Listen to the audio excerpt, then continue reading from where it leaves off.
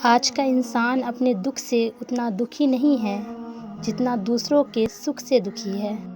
زندگی ہلکی پھلکی ہے، بوجھ تو سارا خواہشات کا ہے۔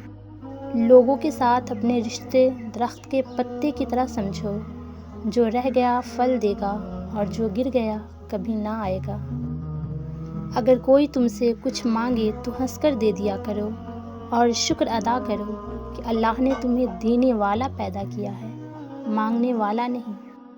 اگر کبھی مقصد میں ناکام ہو جائیں تو مایوس نہ ہو، کیونکہ کسی بھی کتاب میں نہیں لکھا کہ پیروں میں قیمتی جوتے نہ ہوں تو آپ چلنا چھوڑ دیں۔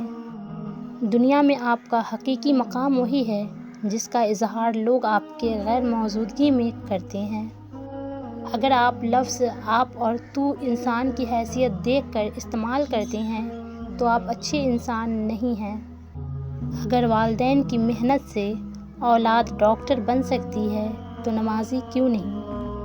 دوسروں کی مدد کرنے کے لیے ضروری نہیں ہے کہ آپ بہت طاقتور اور امیر ہوں، صرف رحم دل ہونا ہی کافی ہوتا ہے۔